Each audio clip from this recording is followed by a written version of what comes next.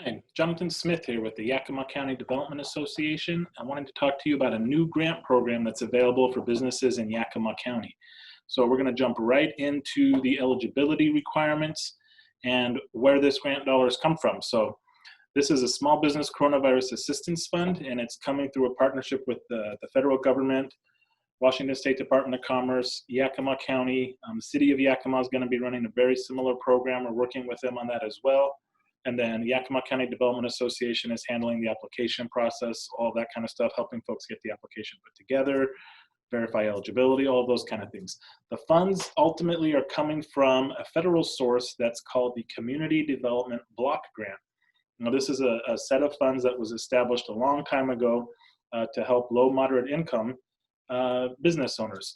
So this money has some eligibility requirements that are a little bit unique to some other grant programs related to COVID-19. So we're going to jump right into those. Eligibility requirements. Must be a for-profit business. They define the small business as having 5 or fewer employees, and that includes you as the owner of the business. So the question though is, what if you had 10 employees before, had to lay some folks off because of COVID-19, now you're down to 5 or fewer? Are you still eligible to apply? The answer is yes. It's as of the date that you fill out this application, how many employees do you have at that time? You also have to have a physical location.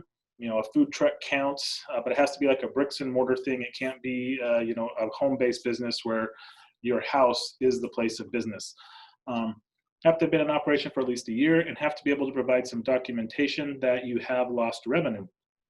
The last part of eligibility that is very unique to this Community Development Block Grant program funding source is income eligibility. You can see there, have to have a low to moderate household income. And so this is based on the owner's household. So the folks that you're living with at home, that household, what is the income of it? And it has to be below a certain level in order for the business to be eligible to apply. So here are those criteria. What you do is you just come over and look at what's the size of your household, how many people are in the household that live with you, and then what's the income, total income in the household. And so that includes all the income from all adult members in that household.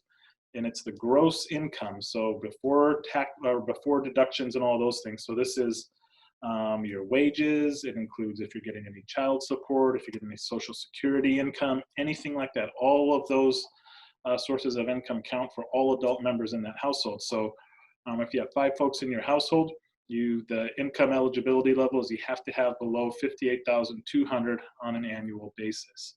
So if you meet those requirements and can apply, what can you use the funds for the business? Day-to-day operation stuff that was incurred as of March 27th, 2020, when the CARES Act passed. So we can go all the way back then and start doing some reimbursements. It can be used for payroll, for rent, utilities, inventory. And what do you need to apply? Basically, you're just going to need to fill out an application. We're going to walk through that process here after this, but then you're going to also have to have documentation that demonstrates that you meet these eligibility requirements.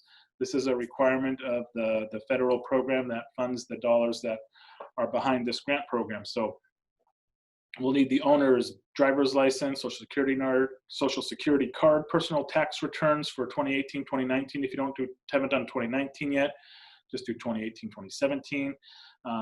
Last 2 pay stubs, if you have those. If you're a sole proprietor and you're paying yourself differently, just the tax returns can work for that. Any other income sources that are coming in, we need documentation of that. For the business side, we'll need the business license. We'll need the DUNS number. If you don't know what that is, don't worry. We'll help you get one. It's super easy. You do it online. Need to have documents that prove that there was at least a 25% revenue loss due to COVID-19. We'll need to be able to demonstrate like what the monthly operating expenses look like. It's as simple as a profit and loss statement. And we also got a sheet that we can help you fill out to demonstrate what a monthly operating expense looks like for your business. And then lastly, some documentation that demonstrates the number of employees if you have employees. So where do we go to apply? We apply on an online application, and there'll be a link to that.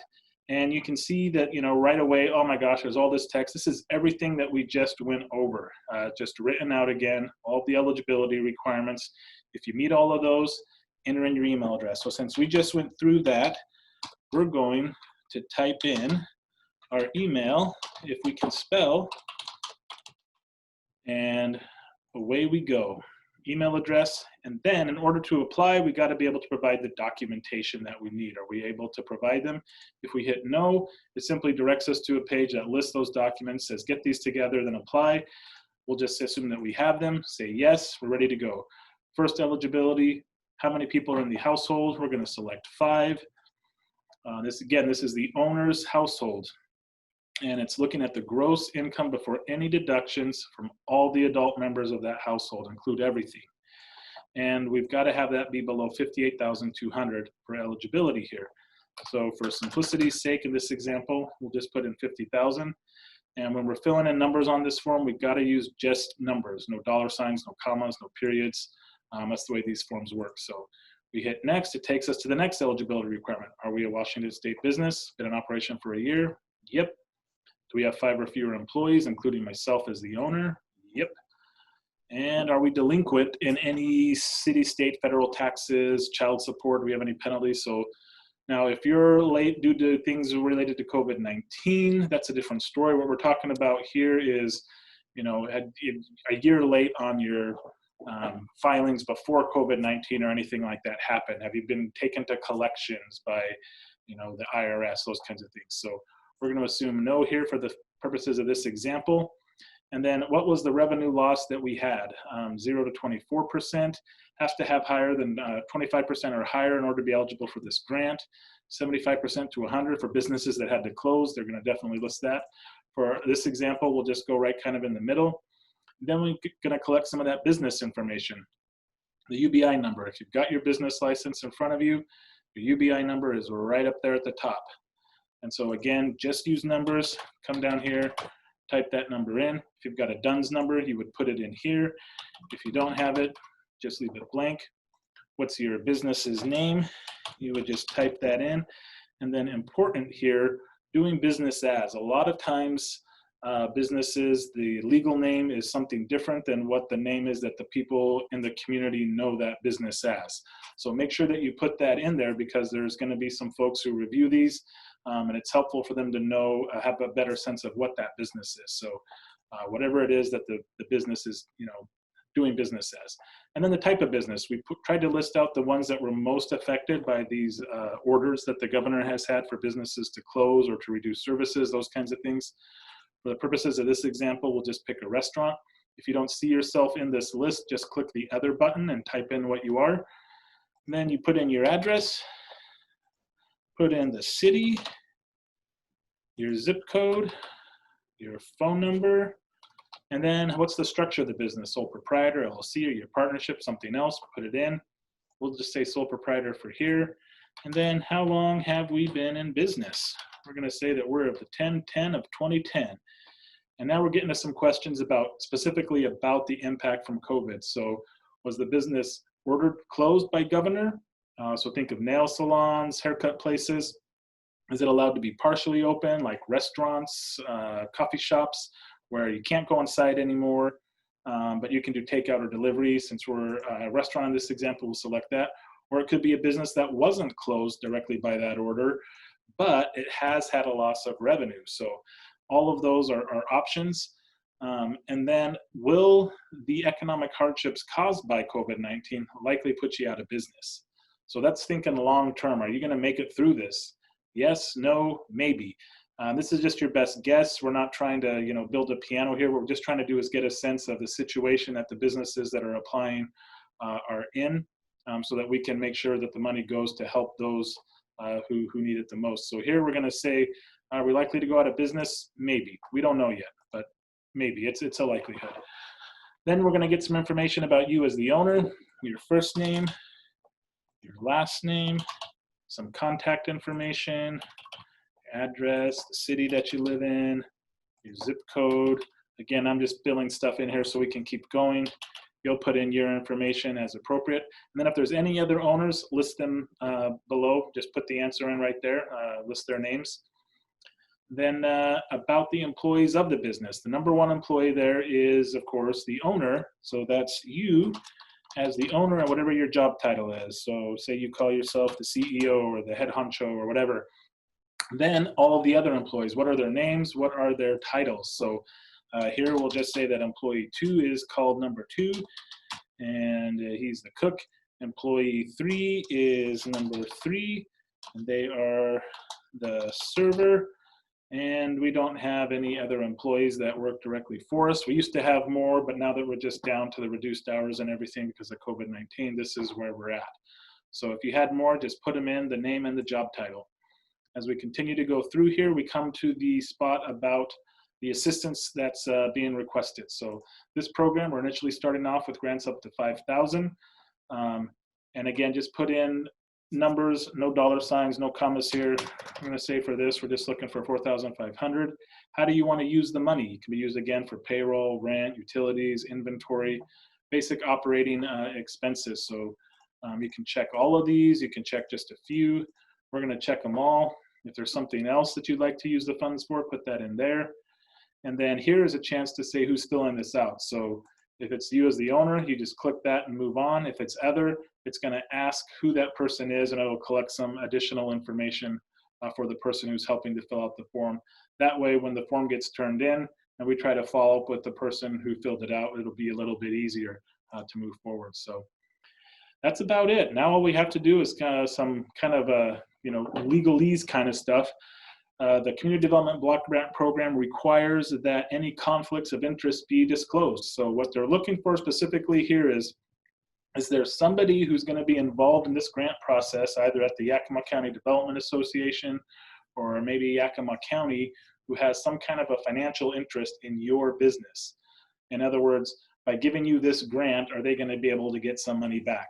Now, that's not going to be the case for probably almost everybody who applies here, but if there is a situation where a relative of yours works for one of these entities, just make it known here. It doesn't make you ineligible. They just want to make sure that those things are known about so that they can make sure that everything's above board. So we're going to leave that one blank because there isn't. And then we're just certifying the final thing that to the best of our knowledge, we filled this out as accurately as we could, and we're going to provide the required documentation to verify our application. And we'll check that we understand and agree.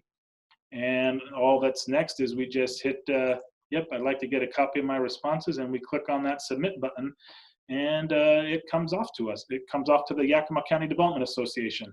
So good question though is what happens next? So what is the time frame in the process? So applicants are going to be able to use this and use this form to start filling out applications as soon as possible. And round 1 will end June 19th. So that's quite a ways out from right now when I'm recording this.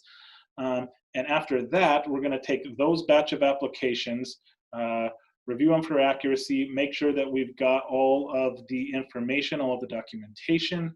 They're going to be ranked and scored. A task force of diverse community members throughout Yakima County is going to review them to make sure that they're representative of the community, that the money's going, around the county. And then we'll start awarding with the highest ranked, and we'll start getting money out to businesses. And we'll put up a results page at chooseyakimavalley.com that'll let people know here's how many applications we've got. Here's how many applications have been reviewed. Here's how many applications we have all the documentation for. Here's how much has been awarded, et cetera. We're not going to give out proprietary information. No one's going to be, identified with their social security number, those kind of things. All of that kind of stuff is going to be kept confidential. But it's going to be on a rolling process. We're going to wait 3 weeks though until the 19th before we start doing the first round to just make sure that we've given everybody enough time to apply so that the money just doesn't go out to those who are able to get the application together the quickest. So we feel like the 3 weeks is a good time frame. And then after that, if there's still money available, we're going to continue to accept applications and continue to give money out until it's all gone. So this is the new grant. It's the Rural Small Business Relief Fund. And the application process, again, we hope that it's as simple as possible. We want it to be as painless as possible for businesses to be able to apply so they can get money back.